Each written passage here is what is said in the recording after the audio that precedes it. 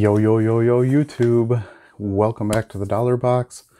If you're new here, with the Dollar Boxes, as we specialize in player collecting and looking at opportunities for profits in the Dollar Box, buying discarded and discounted cards.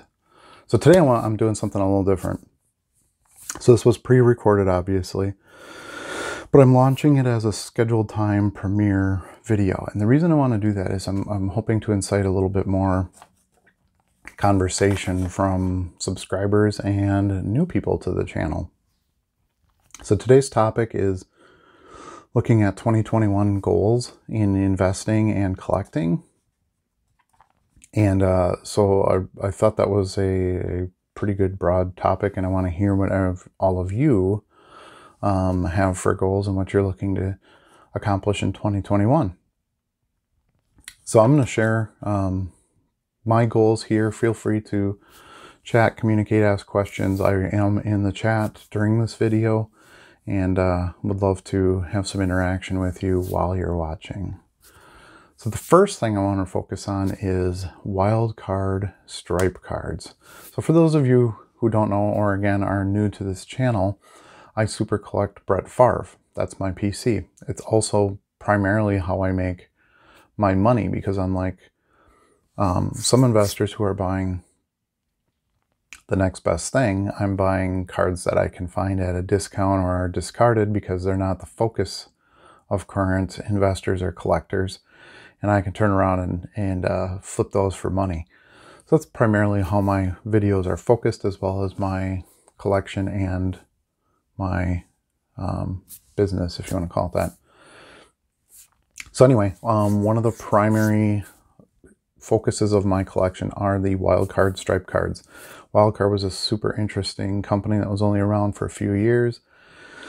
They had this concept of bulk trading with the company, essentially. So if you had 1,000 Brett Favre cards, you could send them in and get one card with 1,000 stripe on it. Excuse me. So, or you could do the inverse. You could send in a 1,000 stripe and they'd send you 1,000 copies of that card.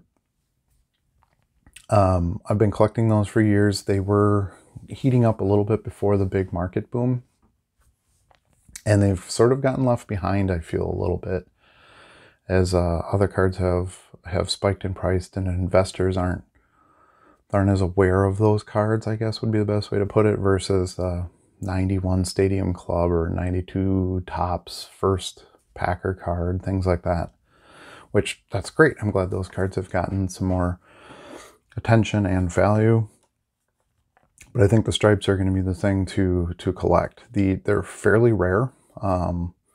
If you can get good grades on them, they're tough to grade with the black borders and the thinner paper stock.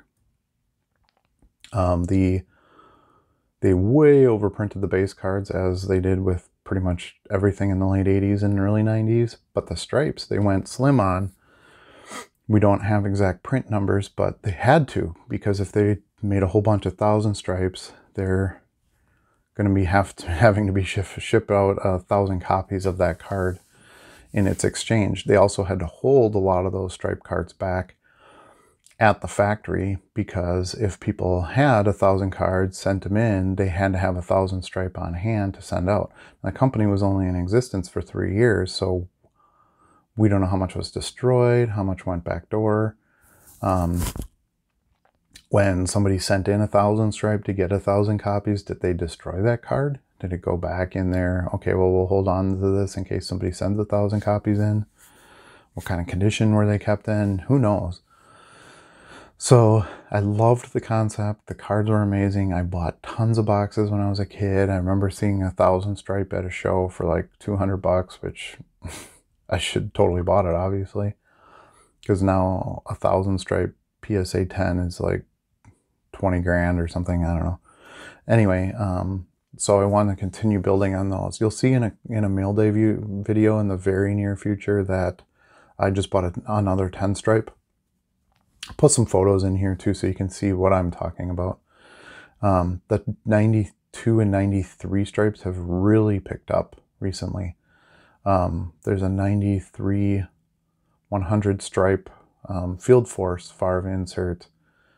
Right, I think it's a BGS 9 or 8.5. Anyway, I'll post a photo of that too. I'm in on the bidding on that one, but it's at like $400 already with 5 days to go. So those have really gained, and I think the rookie ones again have just kind of gotten left behind a little bit. But they're rookie cards. They're probably his rarest rookie cards, other than maybe the Super Bowl embossed 91 Stadium Club, which was only handed out at to attendees at the Super Bowl. But so that's going to be a huge focus. Another one's going to be one of ones. I have a few. They're not that common, obviously. There's only one of them made. They don't show up on eBay very often. And Brett Favre is highly collected, and of course a Hall of Famer and all that. So they don't sell real cheap. But I believe that, and I say one of ones, but I mean super short printed stuff. So out of 5, out of 10. Again, I just picked up a 4 out of 10, which jersey number besides, but I got a real good deal on it. It's a more modern card, but just the low numbered stuff in the long run is really going to be what holds the value. As people are collecting the, overprinted base prisms and things like that, they're eventually going to turn to the higher end, shorter printed investments. And I want to try to get some of those now before more attention turns to them. The other thing is 90s inserts. 90s inserts had a huge boom, probably 5 to 8 years ago, something like that. And haven't had a boom since, as other cards have elevated, mostly rookie cards, PSA graded rookie cards.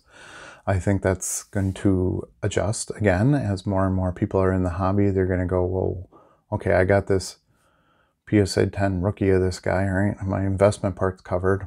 Does he have any cool cards that I might like? And that's, if as a Favre collector, that's where things will turn, is the 90s inserts. So specifically, I'm looking for some Playmakers, the Playmakers Theater from, I think that's 97. Anyway, again, I'll post a photo here, but I've seen a few of them. They tend to be listed at way overpriced, at least in my opinion. But that's one that I'm really on the lookout for this year. Hoping I can nail that down. Some more platinum medallions. I just love those cards.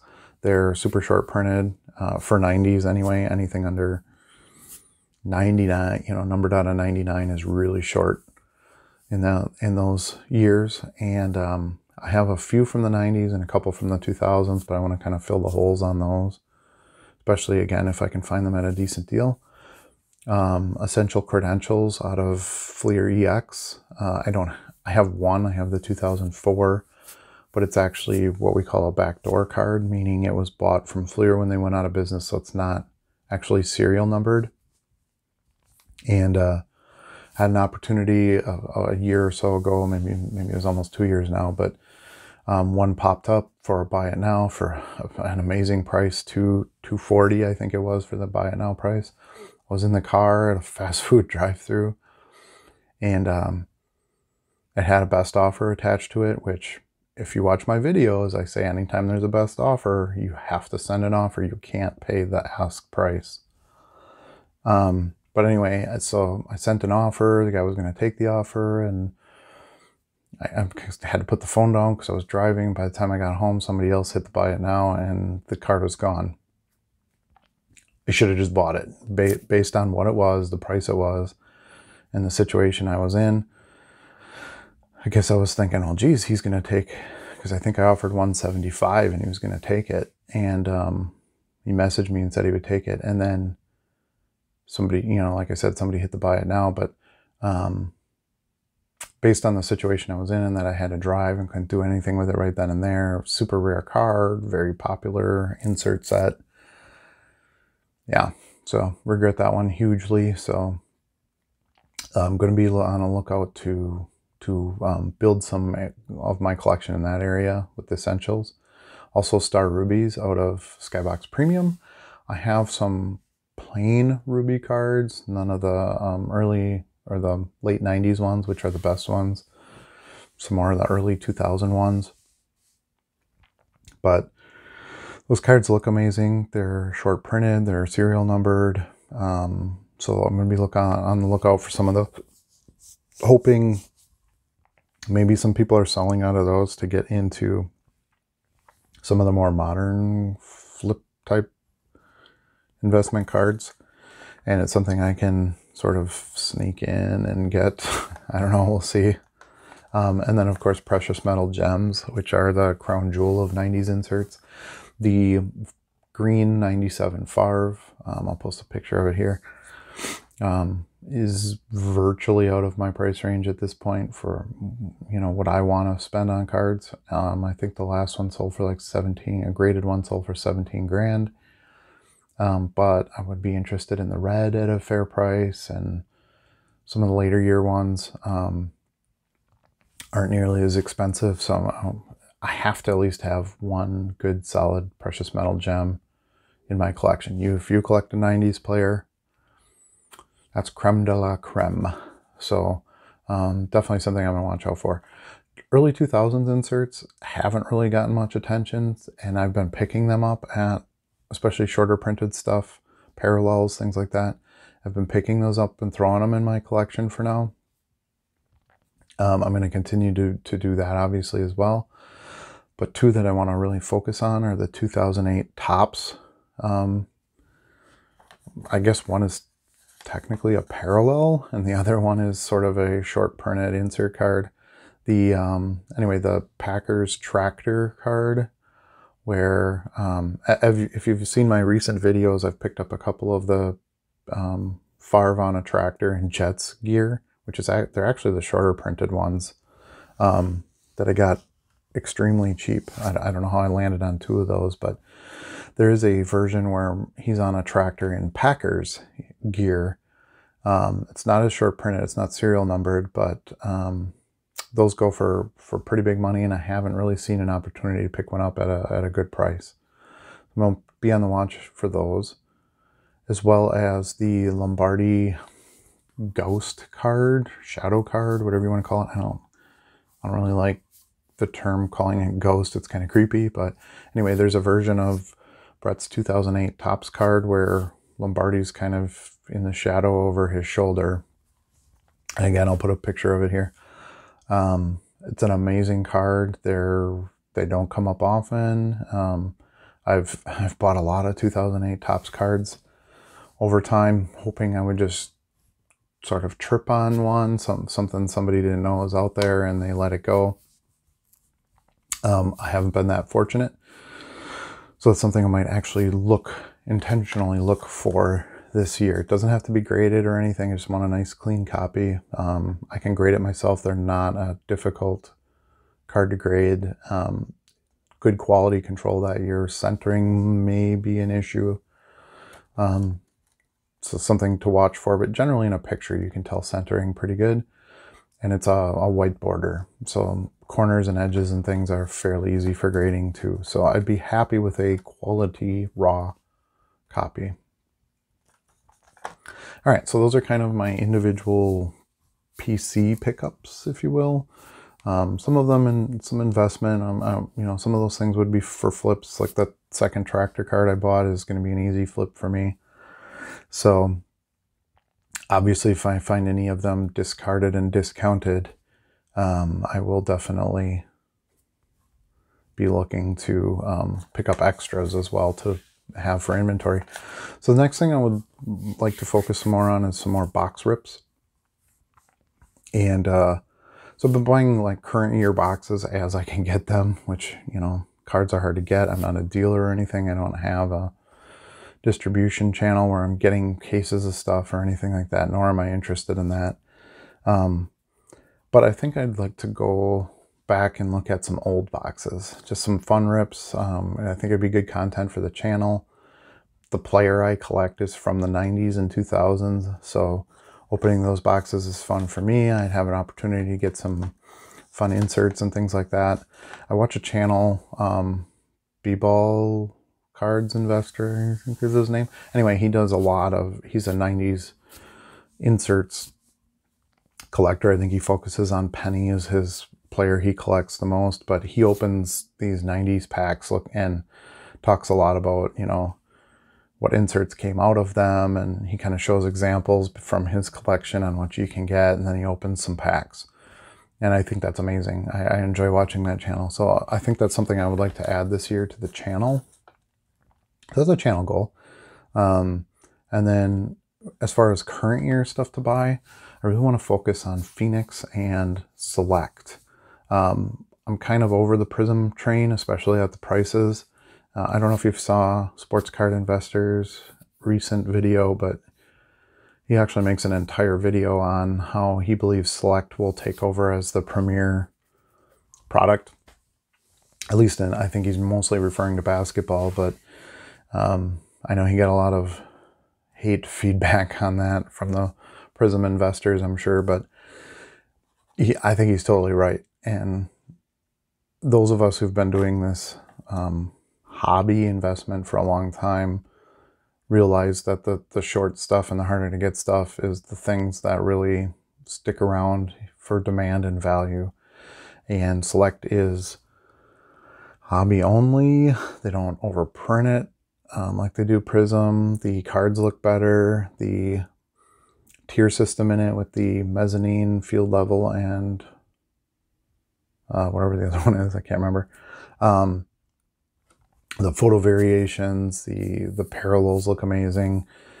I think the tech in the cards is better. I even think the quality control is. The Prism in the last couple of years has kind of dropped in quality control. You can see a lot of the stamping, it doesn't match where the Prism name is, and cards aren't centered well, and there's dimples in them, and you know, all this stuff, and it doesn't seem like Select has those issues. Phoenix this past year was by far my favorite product. I think the cards look amazing. I think they're underrated. They're not printed that high at all. It's not that common a product to even find. So I think that that's going to be a good one as well. Very affordable besides. They actually released sets of that this year where all the cards are a parallel that you can only get in the set, which I like. And it was $100 for a 300 cards or 200 card set, whatever it was. I think that's a no-brainer buy. It includes the rookies and everything else. So I'm going to really look for those two products to be my current year investments. And then buy more soccer. I was buying a lot of soccer last year. Things boomed on it. Things settled back down, and I think there's some good buying opportunities there. There's some major tournaments coming with the World Cup, Euro. Excuse me. Team USA has probably the best team they've ever put together. A lot of good young talent. For the first time, soccer has put the RC logo on rookie cards, which will help boost it. I've learned more about a lot of the players and things like that. So, and then if you think basketball is valuable because it's international, there's nothing more international than soccer. Has the largest sports viewing audience. The players have the most Instagram followers. They're branded. You know, players like Ronaldo and Messi and you know, some of the bigger names and stuff. I think we're going to see a lot more happening to soccer in the next couple of years. They're starting to do a few more high-end sets, and I know they've done like Immaculate and stuff, but they recently did a Top Sapphire, which is sort of a high-end baseball product. They've brought that to soccer. So I think there's going to be more from the companies, Topps and Panini, putting more into soccer and making it something that a lot of people want to collect and invest in. So I think that's going to be my bigger opportunity for buying in low and being able to hopefully later sell high. So that brings me to my investment strategy for 2021. I'm going to continue to buy a lot of lots. I've done really well on those this year with buying Favre lots. You know, I have my sort of target price at 17 cents a card on an average lot. Obviously, if there's more rare and valuable stuff in it, that price goes up based on what I can see for return, but I've done well on that. And then just listing the lower end base cards, 99 cents in an auction, and I have people scoop those up for 99 cents a piece, and then I ship those out in basically smaller lots to that collector or investor. I've had a lot of buyers that are buying stuff in bulk, 2004 Topps card, and they buy 20 of them. So buying lots is great for me because I can just build those inventory numbers and then provide bigger quantities of cards to collectors and investors. So I'm going to continue that. That's it's a huge bread and butter of this channel. It's something that we stress to focus on for our strategy. So I'm going to continue with that. Collections, I want to try to buy some more collections. I've bought quite a few in the last 2 years, some bigger ones. Unfortunately, a bunch of them were before I did this channel, and so I don't have videos of them. I do have a video of the one where I bought from a local collector. It's a pretty good video. If you haven't seen it, maybe I'll link it here somewhere. But really enjoyed that. It makes for great content, and it's an amazing way for me to build my PC and have some good quality cards to flip. So some bigger collections, some 5,000 card collections, stuff like that, where people have spent some actual time, curating, a nice grouping of Favre stuff, especially. And to coincide with that, Facebook. I want to do more Facebook sales and purchases. I've made some nice personal connections, as personal as you can get during COVID, with some local buyers and sellers, some new people getting into the hobby. And again, I've had videos of interactions with some local buyers as well of cards, younger generation collectors and dads getting into it and things like that. So I want to continue with that. I think it's good for the community. It's nice for me because I don't have to ship. I don't have eBay fees. I don't have all that stuff. I just meet somebody somewhere, and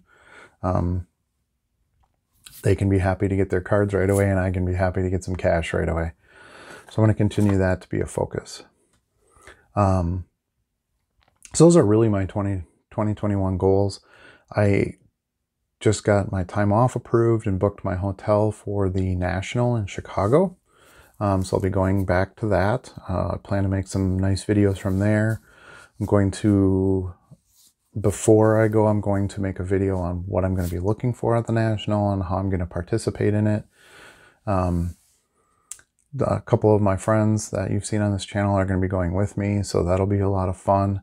We'll do some hotel room box breaks, and we'll just make a big weekend out of it. So we'll be going all 5 days, Wednesday through Sunday, and making a lot of videos. So those of you who can't be there, you can see it and enjoy it, and feel like you're part of it. So hopefully it doesn't get canceled, postponed. We'll see. It's in July, which is a ways away. That's why I figured I'd book. Haven't bought tickets yet because tickets don't refund. Hotels you can cancel without a charge. So I feel like that was something I could do now without risk. So why not? So that's probably my big expense in the sports card hobby outside of buying cards will be what I do at that show. Maybe I can get some interviews there. There's some channels that I follow. Sports Card Investor, Comeback Card Investor, Brad, Dustin at Personal Finance Dad, Boris at the Hobby Box, trying to think who else. Oh, Chris Sewell, Sports Card Investor, Collector, Dealer. No, Collector, Investor, Dealer, in that order. He's got a great channel, does the high rollers videos every week on the big stuff that's sold on eBay. Does good research, puts in a lot of great information in those videos as well. Doesn't just post the photo like I do. He's much better at making videos than me. But it would be fun to meet some of those guys and have some chat with them too. So really looking forward to that. And one final thought.